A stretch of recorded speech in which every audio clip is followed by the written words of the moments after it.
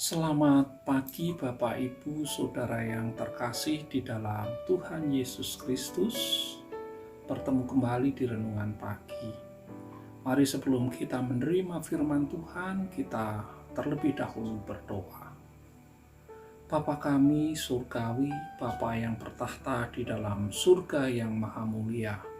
Kami mengucap syukur Bapa atas penyertaan-Mu di dalam kehidupan kami. Pada pagi yang indah ini kami hendak menerima sabda firman-Mu. Bukakan mata hati dan kehidupan kami sehingga kami boleh mengerti sabda firman-Mu dan kami boleh melakukan di dalam kehidupan kami sehari-hari.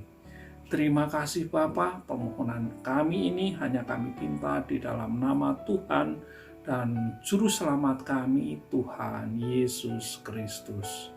Amin. Bapak, Ibu, Saudara yang terkasih di dalam Tuhan Yesus Kristus, renungan kita pada pagi yang indah ini diambil dari Yesaya 55 ayatnya yang ke-8 yang demikian. Sebab rancanganku bukanlah rancanganmu dan jalanmu bukanlah jalanku. Demikianlah firman Tuhan. Yang berbahagia adalah setiap orang yang mau mendengarkan firman Tuhan dan melakukannya di dalam kehidupannya sehari-hari. Haleluya. Amin. Bapak, Ibu, Saudara yang terkasih, kemajuan teknologi di dunia ini memang sangat pesat. Dan jika kita pikirkan, nampaknya sangat menakutkan. Orang bilang bahwa sekarang ini kita hidup di era revolusi industri yang keempat. Di luar kemajuan yang membawa peningkatan kenikmatan hidup manusia, ada bayang-bayang gelap seakan membawa kemungkinan terjadinya malapetaka.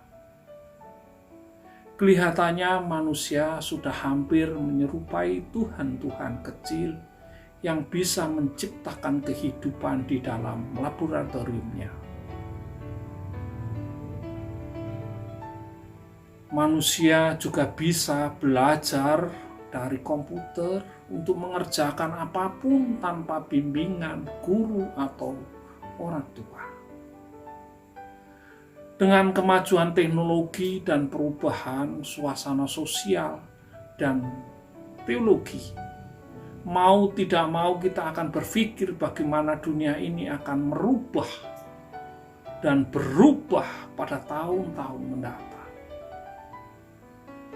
Dampak negatif sudah terjadi di negara-negara maju, yang dulunya negara Kristen, tetapi sekarang sudah berubah menjadi negara bebas agama.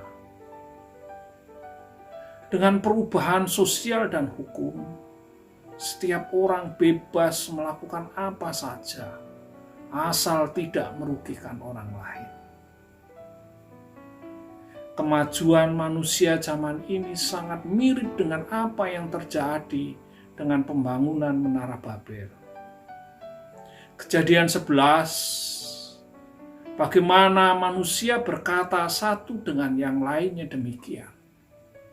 Marilah kita dirikan bagi kita sebuah kota dengan sebuah menara yang puncaknya sampai ke langit, dan marilah kita cari nama supaya kita jangan terserak ke seluruh bumi. Kehidupan pada zaman di mana umat manusia disatukan dalam bahasa teknologi dan keinginan untuk hidup menurut selera pilihan manusia itu sendiri. Manusia berlomba untuk menggunakan teknologi yang serupa untuk membuat mereka merasa lebih yakin dan bangga akan kemampuan individualnya. Manusia mulai mendewakan teknologi dalam segi kehidupannya.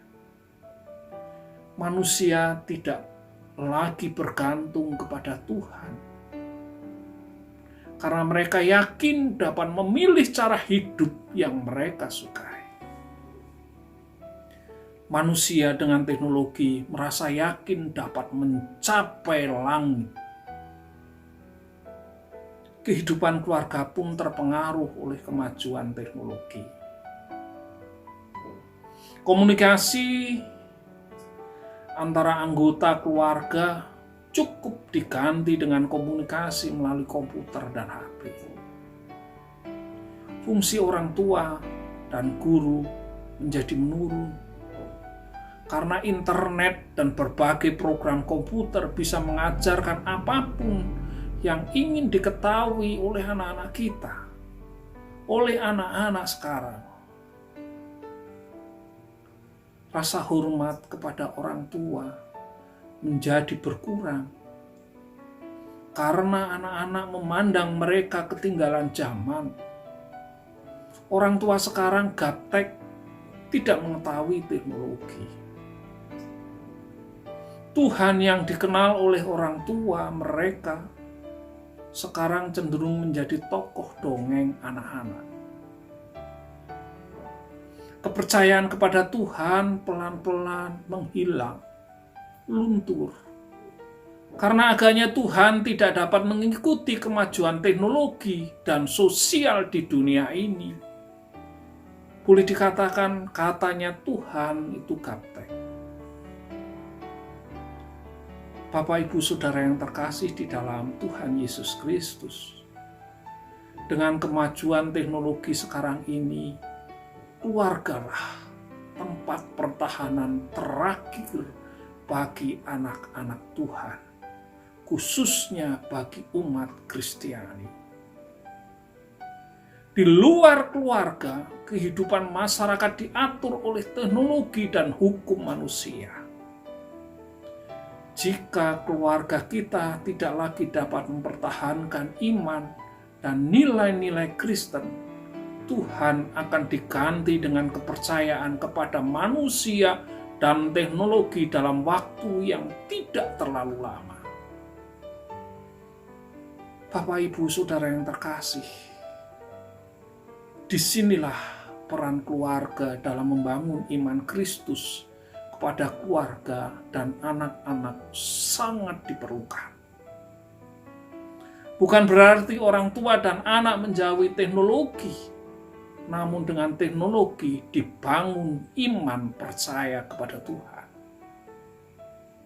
Bapak, Ibu, Saudara yang terkasih, kita yakin melalui firman-Nya, Kisah Para Rasul 16 ayat yang ke-31 berfirman demikian.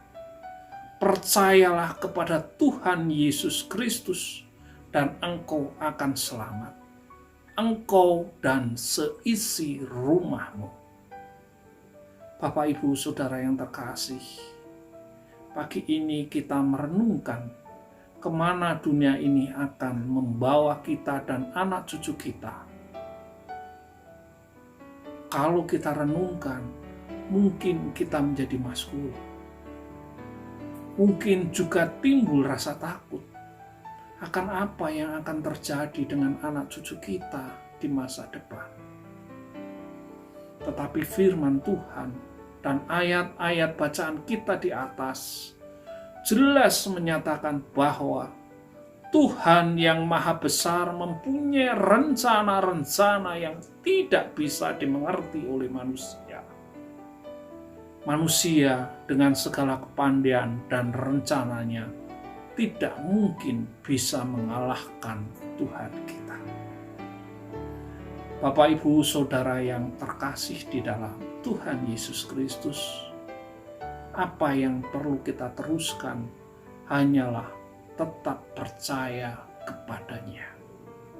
Dan bersama dengan seluruh anggota keluarga, kita hadapi masa depan dengan iman yang teguh.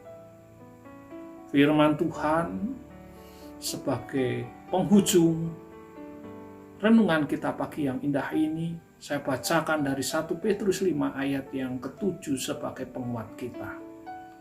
Serahkanlah segala kekhawatiranmu kepadanya, sebab Ia yang memelihara kamu. Tuhan Yesus memberkati. Amin.